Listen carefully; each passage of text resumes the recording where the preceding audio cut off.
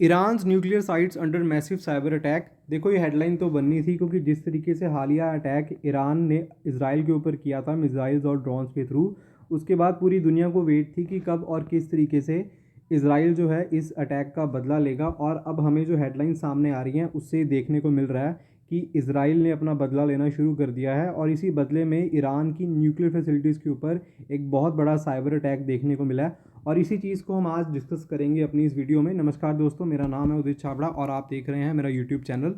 तो देखो, सबसे पहले देखते हैं कि आखिर हुआ क्या। सैटरडे अक्टूबर 12 को एक बड़ा साइबर अटैक देखने को मिला ईरान की वेरियस एस्टैब्लिशमेंट्स के ऊपर, जिसमें कि ईरान की जुडिशरी, लेजिस्लेचर और एग्जीक्यूटिव में जो वेरियस सर्विसेज थी वो डिसरप्ट हुई। और इसके अलावा काफ़ी इंपॉर्टेंट इन्फॉर्मेशन भी जो है ईरान की यहाँ पर चोरी हुई है।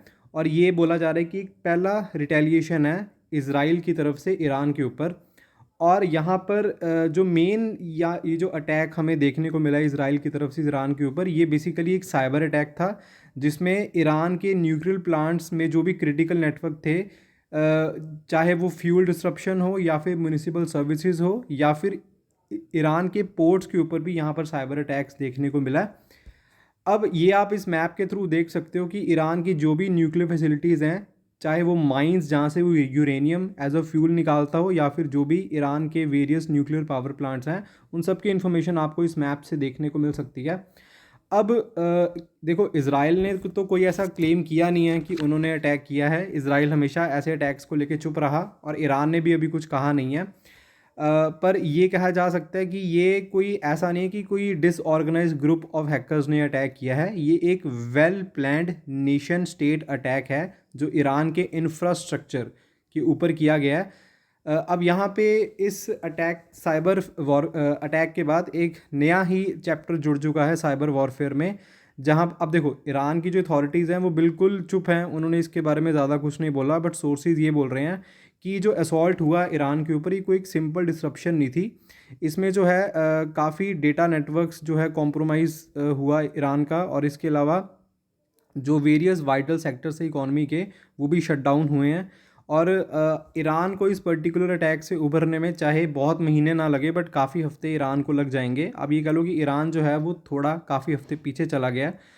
और ये एक बहुत एक टेंशन्स क्रिएट कर रहा है मिडल ईस्ट में, ख़ास करके ईरान और इसराइल की वॉर को अगर हम ध्यान में रखते हुए देखें तो। अब यहाँ पर जो है अब देखो, ईरान ने ओवर द ईयर जो अपनी साइबर डिफेंस है उसको मजबूत किया है, बट इस अटैक से जो है दोबारा से जो कैपेबिलिटीज़ है ईरान की साइबर डिफेंस की, वो एक उसके ऊपर एक बहुत बड़ा क्वेश्चन मार्क लग गया है। और ऐसा पहला नहीं है कि ऐसा फर्स्ट टाइम नहीं कि ईरान के ऊपर एक इतना बड़ा स्केल पे एक मैसिव साइबर अटैक हुआ हो। ये अटैक जो साइबर एक्सपर्ट्स कह रहे हैं कि ये कुछ आज से काफ़ी साल पहले आप देख सकते हो, एक स्टोनेट ऑपरेशन नाम का एक एक आप कह सकते हो एक और साइबर अटैक हुआ था जिसका नाम है स्टर्नेट। तो जिसमें ईरान के जो न्यूक्लियर सेंट्रीफ्यूज थे उसको साबोटाज किया था। अब सेंट्रीफ्यूज का मतलब यहाँ पर ये होता है कि जो कह लो कि एक तरीके से इसको बेसिकली जो सेंट्रीफ्यूज होता है इसको यूज़ किया जाता है न्यूक्लियर फ्यूल बनाने के लिए, और इस न्यूक्लियर फ्यूल को बाद में energy as a nuclear energy भी यूज़ किया जा सकता है और इससे बॉम्ब्स भी बनाए जा सकते हैं। ठीक है, अब यहाँ पर थोड़ा हम उस इंसिडेंट को भी डिस्कस करते हैं 2010 में जो हुआ था साइबर वॉरफेयर। यहाँ पर जैसा मैंने आपको बोला कि जो यूरेनियम एनरिचमेंट सेंट्रीफ्यूज थी, और पर्टिकुलरली अटैक हुआ था ईरान के नटान्स न्यूक्लियर फैसिलिटी पे। आप इस मैप में देख सकते हो ईरान का जो नटान्स नाम का न्यूक्लियर पावर प्लांट है उसके ऊपर ये अटैक हुआ था, जिससे ईरान के जो एम्बिशंस थे, जो ईरान चाहता है कि वो उनके पास भी न्यूक्लियर बॉम्ब आए, तो उन जो एम्बिशंस को एक काफ़ी एक बड़ा एक झटका लगा था। ठीक है, अब यहाँ पे और इस पर्टिकुलर जो अटैक हुआ था इससे जो ईरान का न्यूक्लियर प्रोग्राम था वो काफ़ी साल पीछे चला गया था। और उस टाइम पे दुनिया का ये मानना था कि यूएस की CIA और इसराइल की जो मोसाद है वो इस पर्टिकुलर ऑपरेशन के पीछे है। और ये जो पर्टिकुलर स्टर्नेट नाम का ये जो ऑपरेशन था ये गेम चेंजर रहा। ठीक है, अब ये दुनिया में ऐसा पहले कभी नहीं हुआ था कि मिलिट्री गोल्स अचीव करने के लिए एक साइबर वॉरफेयर अटैक किया गया हो।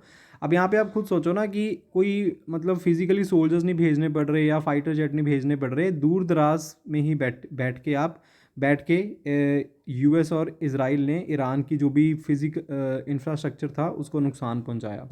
ठीक है, अब ये आप ये भी कह सकते हो कि जैसा मैंने आपको बताया कि यहाँ पर कोई बैटल फील्ड में कोई वॉर नहीं हमें दिखी, बट ये साइबर स्पेस वॉर थी जिससे ईरान को काफ़ी ज़्यादा अटैक हुआ, ईरान को नुकसान हुआ। अब यहाँ पर इज़राइल की जो इन्वॉल्वमेंट है वो अभी भी सस्पेक्टेड है कि वो एक्चुअल में इसमें इन्वॉल्व है या नहीं है, इसके बारे में कुछ कहा नहीं जा सकता। और इसके अलावा ईरान जो है उसने ऑलरेडी जब 2010 में ईरान के ऊपर अटैक हुआ था तो ईरान ने इसके जवाब में 2021 में ईरान में एक हैकिंग ग्रुप था, उसने इज़राइल के वाटर सप्लाई के ऊपर अटैक किया था, जिसमें इज़राइल के वाटर ट्रीटमेंट प्लांट्स के ऊपर भी काफ़ी एक उन्होंने साइबर अटैक किया था, जिससे कि काफ़ी डेडली कॉन्सिक्वेंसेस भी देखने को मिल सकती थी। वो तो हालांकि टाइम रहते हुए इज़राइल उस अटैक से बच गया था। ठीक है, अब यहाँ पे और इस सब में अब आगे क्या होगा, अब दुनिया जो है वो क्लोजली देख रही है कि ईरान की यहाँ पे नेक्स्ट मूव क्या होएगी। जो भी है वो हमें आने वाले टाइम में पता लग जाएगा। अब देखो, इस अटैक ने दुनिया के जो अलग अलग देश हैं उनको एक मैसेज पहुंचा दिया है कि किसी का भी इंफ्रास्ट्रक्चर आज की डेट में सेफ़ नहीं है। जिस तरीके से दुनिया जो है डिजिटाइज़ हो रही है, उससे इस तरीके के जो साइबर अटैक्स हैं उनका भी ख़तरा काफ़ी हद तक बढ़ चुका है। चाहे वो पावर ग्रिड्स हो, फाइनेंशियल सिस्टम्स हो, या फिर टेलीकम्युनिकेशन नेटवर्क्स हो, जो भी, और ये सारी चीज़ें हमें भी पता ना कि काफ़ी हद तक इकॉनमी से रिलेट करती हैं, तो इन सारी चीज़ों को साइबर अटैक्स करके इन कुछ घंटों में ही डिसरप्ट किया जा सकता है, जिससे एक पूरा जो नेशन है वो स्टैंड स्टिल हो सकता है।